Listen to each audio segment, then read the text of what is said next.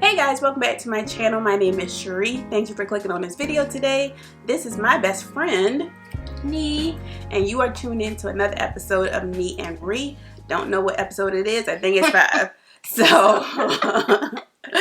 So yeah, we're just gonna go ahead and get started. So Nee is in charge of production for this episode, so I'm gonna go ahead and hand it off to her. But we got to do a check-in before you get started. So, yeah. So, how are you feeling? I'm actually feeling pretty good this morning. I don't know if it's because I took my vitamins early and it's like fake feel good. But I feel good this morning. It's a lot going on. Coronavirus. My kids have to be home for 2 weeks. Which is fine. I love when my kids are home. I think the thing is that I still have to work while they're home. And they have full homework. Not full homework, full lessons that they have to complete. And I just texted Keisha. Like, how do you structure your day with 2 kids? She's 7, he's 4. There was somebody posted something online where they had it structured throughout the day. Quana? Who's Quana?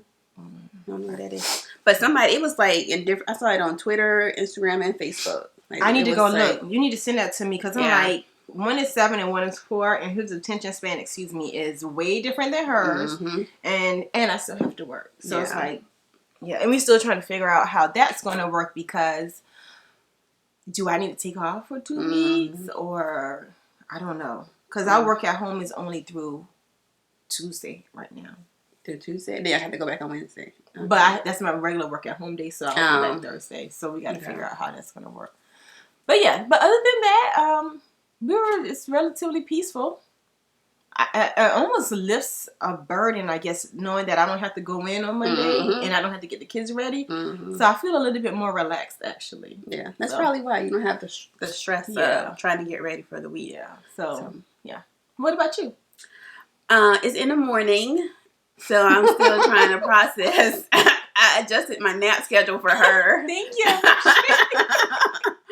But yeah, it's fine. You know, I thought the time was reasonable. But you know that meme for you. Listen, it is. I texted her and said, "Let's do 10 a.m." and she's like, I'm like 10 a.m. Really? It's 10:30 right now. When you don't have nothing to do to get up, you just enjoy sleeping in. Like my alarm clock goes up at 5:45 in the morning because I hate getting up, and I don't actually get out of bed until 6:15.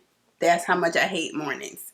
Yeah. So yeah, but my dresser is here that I've been waiting for since December, early December. I ordered this freaking dresser. So I'm happy about that. Yeah, overall, I feel good. The room is very pretty. Sorry you all can't see everything, but it is so bougie. we're filming in here because I'm trying to test out the sound. I have a new mic, and in the living room is just such an open space, so I'm hoping that we'll get better sound quality in here. So, yeah, that's it. All right, ready to get started? Yes, ma'am. So I have 4 topics, and we'll see how many we get through. All right, so the first one, which is random. I've been thinking about this for a while though because of Facebook posts and stuff that I've seen about this topic, and I don't think we talked about it. Black-owned businesses, are we too hard on them? And the reason why I'm saying that is I see some people have had bad experiences with Black-owned businesses. And they're ready to boycott every single Black-owned business there is. But then when other larger organizations have, we'll boycott for a week, and then you're back. Or then somebody's like, are we boycotting tonight? Like, I'm in the store right now. And I'm like, so do we hold Black-owned businesses to a different level? That's not fair. And we're not talking about these extreme cases where someone has just been extremely reckless. But even when people are starting their business and trying to figure out the process and how things should go, do you think we are too hard on them? Yeah, I think we are too hard on them. I think we just hold our community to such a high standard that there's just a small room for a margin of error. Small margin of error. And because traditionally, I don't know if traditionally is the correct word, but when you work with Black businesses, they don't be really, folks are doing the customer service. Mm-hmm. They need a training module on customer service. True. So, historically that has been the case. So we're just kind of like, any little thing that gets on their nerve, we're like done. Mm-hmm. So yeah, I think it is correct. You are correct that we just, for some reason, we just don't give them true opportunities that they deserve. So, and I do agree with somewhat with the customer service aspect. Like, yeah, you can do your job well, but you still need to know you need the customer. Mm-hmm. And so you want to ensure that it's a great experience. But I feel like I've seen issues where someone may have messed up and they say that's not bad, mm-hmm. but people still go on a tirade about it. Mm-hmm. And I'm like, but somebody just flipped you off at wherever and you still going back. Mm-hmm. And I don't hear anything about that. And it's like, how can our community grow if we're constantly condemning everybody for every single thing that they do? Because even as me, as a Black small business owner, and I feel like I have to, when I'm presenting myself to the world, mm-hmm. I have to be flawless. Mm-hmm. Well, that's overall. And and so it's like an additional pressure. Even mm-hmm. with some of my customers, if I say the wrong date or I'm one day behind, mm-hmm. like I'm scrambling to make sure I communicate, which I should communicate. But I'm like, if I make one mistake, like what's gonna happen? Yeah. And then in this era of social media, online, mm-hmm. everything, they're gonna rush to leave your review. Yeah, yes. They don't want to leave a review for something good. And I have been making a habit of leaving reviews where I experience really good customer service. Like I still had to leave a review for my old complex in Raleigh because they were so on top of it. And you have to pay attention to those reviews, like the horrible ones. Like, is this person crazy or is this really a bad service? So yeah, I just think we all overall just need to practice a little bit more grace. Yeah. Like I read a book at work about something about thinking outward and not inward. Like, how can I better serve someone else? How can I make their job easier? What can I do to make their experience better? Just having that outward mindset versus inward. Me. I need this. I want this. You're not doing this for me. Blah blah blah blah. Have an outward mindset. And I had to challenge myself yesterday because I went to Papa John's near my house, and there was this little girl. I stood there for 10 minutes while she was trying to help this guy she was trying to take his order. And it was clear she didn't know what she was doing. And I felt myself just getting angrier and angrier because Cameron was in the car. The doors were locked, whatever, mm-hmm. so I don't want to hear nobody saying anything. But I'm like, I need to get right back into the car. It was supposed to pick up and go. Mm-hmm. And I'm sitting here while she is trying to figure out how to use this thing. I'm like, is anybody else in here? Is anybody else? I just need to pick up myself. And it's like, well, she needs to understand how she might be feeling mm-hmm. right now because she is unsure of what mm-hmm. she's doing. Yeah. So I didn't leave a bad review, but I felt myself like getting angry. Yeah. And so I'm like, you need to be pleasant when she does speak to you and not be rolling my eyes. And that's the thing, just catching that feeling of anger. I'm like, somebody. No. Like, even at work, I'm like, I'm angry. Yes. I texted her saying, I want to fight somebody. I was so angry. But just bring it down. I don't have any bill money, so daycare has taken that up. I need you to be here. Why do I always need bill money? Good Lord. So, okay. Anyway, but yeah. Ooh, okay, so the next one I have is about Meghan and Harry.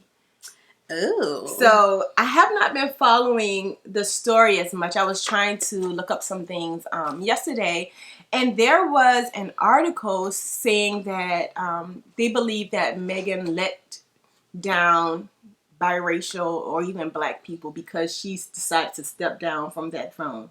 To step down from the throne, step down from being royal. And it's almost like a bow out instead mm-hmm. of fighting against whatever was going on. Mm-hmm. I don't know why they decided. I don't know any of that. But what do you think about that view? Well, you have to kind of get into the background of why she left because kind of the same thing that was happening to his mom, Princess Diana. Yeah. How she was kind of, I guess, killed and by the paparazzi. They were chasing her. Like, they just tortured that poor lady in the media. And the same thing was happening to Meghan. And I think that Harry was not having it again. Not having it. So they even like called her son like a monkey or something, and it was just bad. And I don't think anybody for any race, I'm not putting up with no crap just to say I'm a royal black princess, just to say that. That's not worth it to me. So I think anybody from the royals, they always have, there's just a fascination with them. That I never understood. Because I'm like, I said, I don't even know what I know they're leaving, but I don't know the background. I'm like, okay. Yeah, they just, I don't get the fascination with them, but I do understand that she is what's considered like, what, is she the first black one? Well, in their family, but overall in the world, I mean, I don't know, but for their line, for England, she's the first, and I don't care. That was a bit harsh because I'm like, in the end, you do what is right for your family. And then it's like, why are they blaming her? Because this is something he could have already known that he wanted to do. And I was talking to Brandon about it, and I'm like, this is almost like when a man gets married and he begins to make decisions, it's the wife. That's always, And I'm like, he could have always wanted that, and so, but the man is blameless, and once again, it's the woman's fault. And even with Brandon and his family, they are freaking excellent. Like, I married into. They are good people. It's amazing. Yeah. But I still try to be careful. Like, Brandon, I don't want to do that. Brandon, what? No, because they gonna blame you. Like. I don't know if they've ever blamed me for anything, but let's just still be careful. Be careful, because I don't want it to ever seem like I'm trying to push this upon you. Like, that's your decision. I was like, you talk to them about that, because I don't want them to think I'm in your ear about something. And of course, if we make a decision together, sure. But if I feel like you're being reckless, we ain't married. That's you. That's not me. So I was like, why does it have to be because, it's her fault? It's always the woman's fault. It doesn't matter what happens. I just listened to a podcast, and they were talking about how Hillary has a new, it's not a show, it's some type of a docuseries, on Hulu, and they were saying how everything that Bill has done has had an effect on her. Like, even when he was running for governor, she didn't change her last name until I think the second time he ran. So they were getting on her for that. She didn't have children at the time, so she didn't have his last name. They didn't have kids. That affected. They were coming down on her. But then once all the stuff happened with Monica, they were like, well, why did she stay? Why did she? So she never can do that. Yeah. So then it still haunted her when she was running for president. The stuff that he did. So it's always the woman for some reason that takes on everything, and I think that's happening in this case with Kate. Like, Harry just can't be smart enough to just move his family, and take care of them. It has to be her. So that's just, unfortunately, that's just the case. But I think it's really important that she feel like she's protected. Not even thinking about royalty, just as a husband and wife relationship. Like, he's protecting his family. So, but I think people can't believe that somebody would want to protect a black woman. I think, they're like, I think that's the case as well. So, wow. Okay, that's a whole different conversation. Let's talk about that. So, I don't know what everything was going on. I was watching Righteous and Ratchet, and they were talking about, what's his name? The baby? Yeah, the baby. Hitting some girl or something. And they were saying nobody did anything about it. That's just like the lady fell off, the stripper lady fell off, and everybody just stood there. Yeah. And I'm like, what is happening? Well, they were at a concert, I believe, and he was walking through, and according to him, he said that there was a light in his eye. Like, all he saw was somebody place something in his eye. And he didn't see, according to him, he didn't know if it was a man or a woman. He just reacted because, I guess, according to the streets, those are the rules, that you just slap people whenever. And that's what he did. So he's saying he didn't know that it was. But did he really have to hit anybody? Like, is that okay? When you live according to the street life, Doug, like ask Caleb, he knows. He's a Doug. These are the rules. That is not okay. That is not an acceptable answer. Well, that's what that boy said. And I'm like, how is that okay? This is not the first time I've heard about him hitting people. Oh yeah, he sounds like he's out of control. People. Like he's always had what we call somewhat of a good reason. Like in Walmart when he shot somebody, he shot somebody at Walmart. Yes, he killed them. Why? In Walmart? Yes.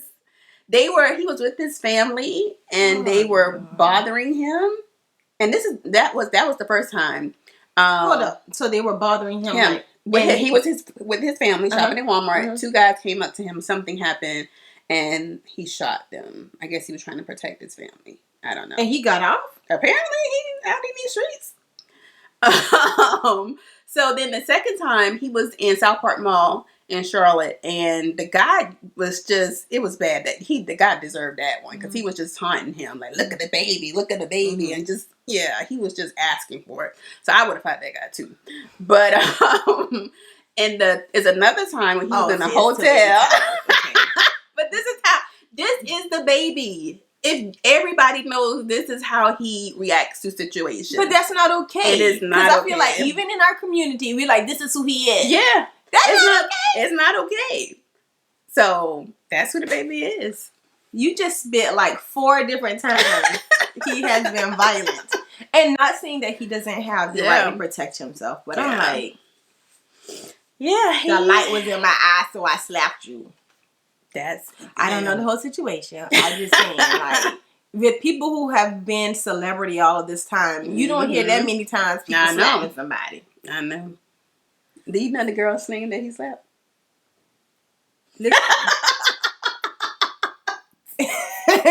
What? Tyronisha? All right, so the next section. The second one that I have, I wrote, I wanted to talk about nepotism. And like, even I was thinking about Trump and how his children are placed in these positions that they may or may not be qualified for. Mm-hmm. And so is that and I know people were extremely upset about that. These people are not qualified, and basically they have access to all of this information, which to me will allow them put them in better positions for when he is no longer president, because now they have even more connections, they understand the process or whatever policies even more.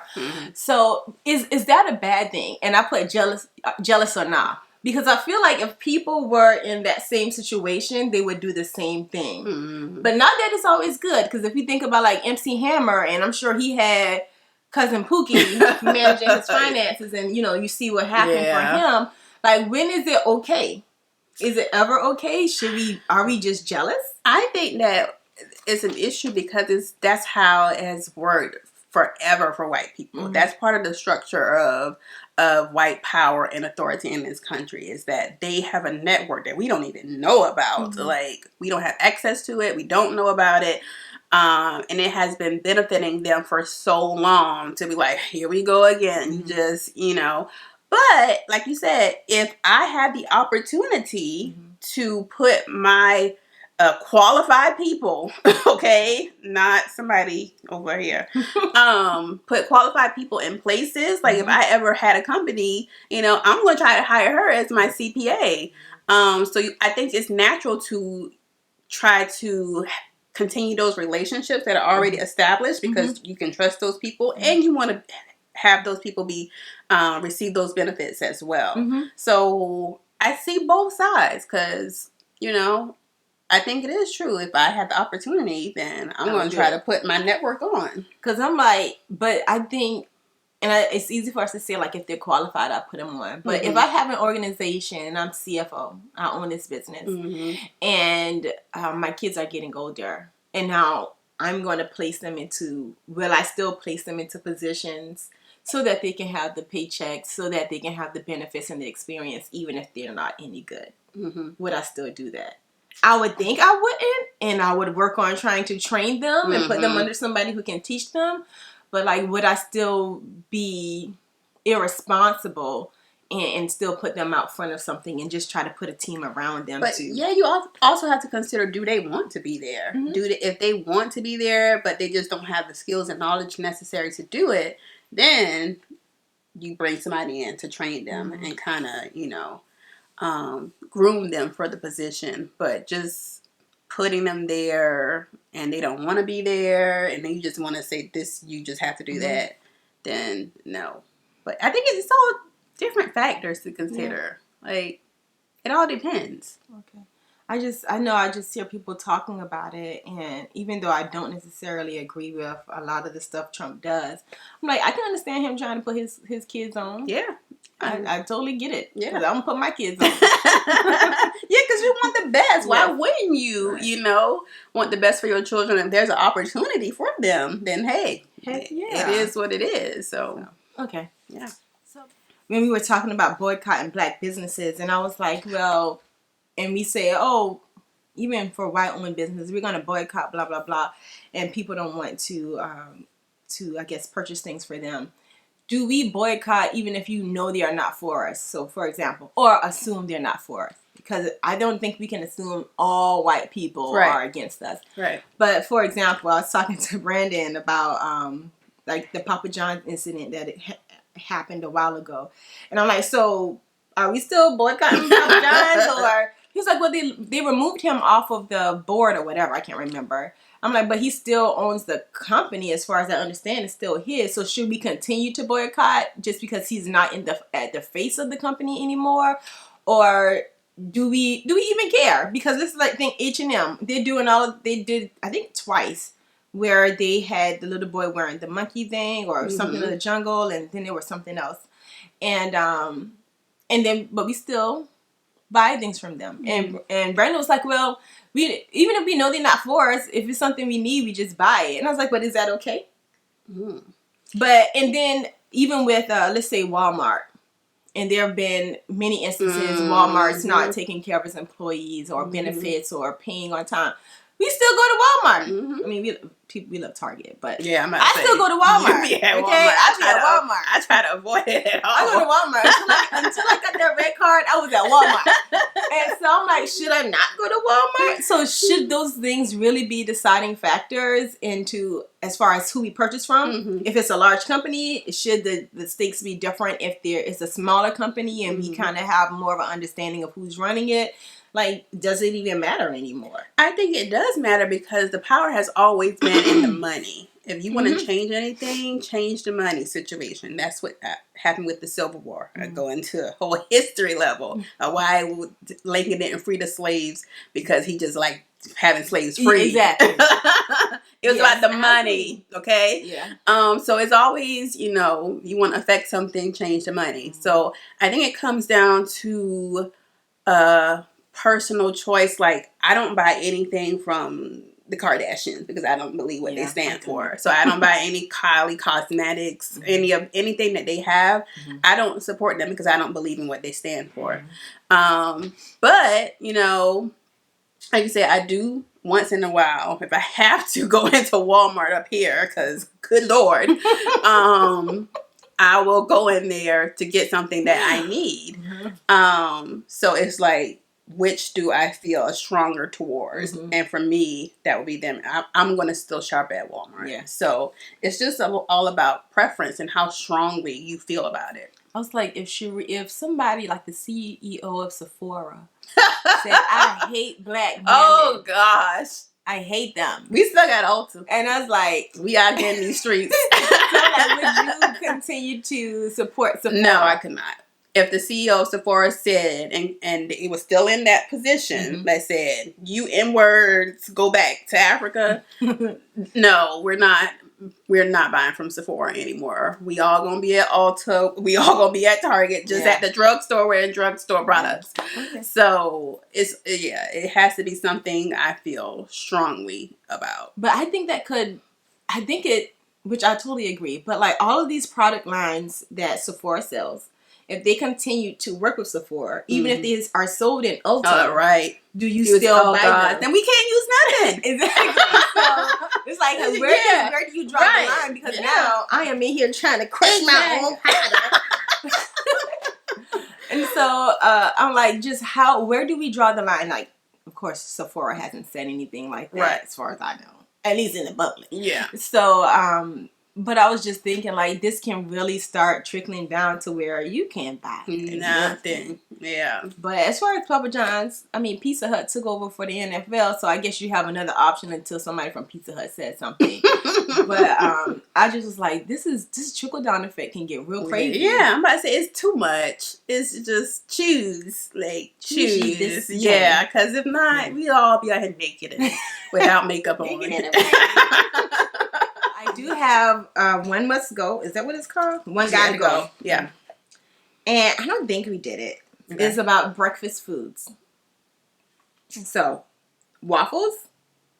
I'm trying to think. Did we do this? We're going to do it again. Waffles, pancakes, French toast, and cereal. One gotta go. Waffles, French toast, pancakes and cereal. Good Lord. You know, breakfast is my favorite meal of the day. I was going to have one with bacon in it. I'm like, oh, gosh. We'll stick with the carbs. Yeah, you know. I like bacon. Bacon is going to be saved. Yeah. Bacon was going to be saved. Gotta go. Waffles, pancakes, French toast, cereal. Jeez.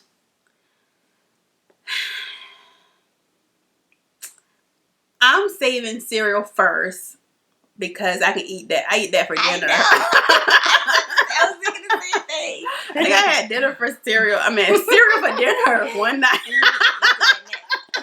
One night this week. So, and I have it, I take it for breakfast in the morning, many mornings. So, cereal I'm saving first. What are you saving first? I would save cereal too. Okay. Cereal has been my dinner for many, when I was a single woman by myself. Yes, Lord. I had to cook my body to need wholesome meals and vegetables. You just out here eating snacks. Cereal. And it's so cheap and it's so fast. Yep. I probably ate too much. I love Honey Nut Cheerios. I love Cinnamon Toast Crunch. I still love cereal now. So I would save cereal. Okay. All right. Pancakes, waffles, or French toast. I'm going to have to save pancakes next. Because, although they stopped making the cane syrup, sugar cane patch syrup in South Carolina and all over. With biscuits, but I eat them with pancakes. Yeah, but I used to eat them with pancakes, and I haven't had the urge to eat pancakes as much because I don't have that syrup. But pancakes is still out here, you know. I would eat pancakes too. Okay. Just to go to IHOP with some butter. Yeah. And the butter pecan. So now we got to choose between French toast and waffles.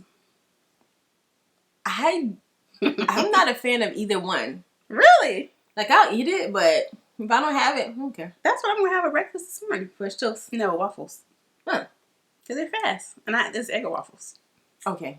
But I don't really, I actually prefer, and this is weird, and you know my taste buds are weird, egg waffles over like a homemade waffle in the pan.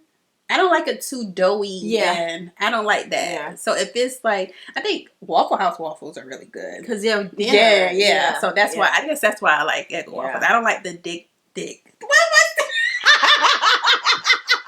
All right, we gotta go. This is the end. Woo, job. I wish I had some collection just now. Thick. I have a lazy tongue. Trying I need help. So which one are you saving? I'm saving waffles. So waffles. Yeah. French toast gotta go. I would be saving waffles too. I don't like French toast. I feel like it's hard for me to get good French toast. And so I would say waffles only because of Eggo waffles, the convenience of them, Waffle House waffles, but I still would prefer those over French toast. I eat French toast least frequently than any of those things. Yeah, and I used to eat French toast a lot, but for some reason, I haven't had French toast since I've been in this apartment. And oh, really? Yeah, because you will make French toast for breakfast. And some bacon. That's right. And for some reason, I just stopped and haven't eaten it in a while. So okay. Bye, French toast. Well, this has been another episode of Nee and Ree. Let us know what you thought of any comments or anything that we talked about in the comments below. And again, it's early, so you see how I'm just fumbling over stuff because it's just early. So, but yeah, that is it for us, and we will see you guys in the next video. Bye, guys.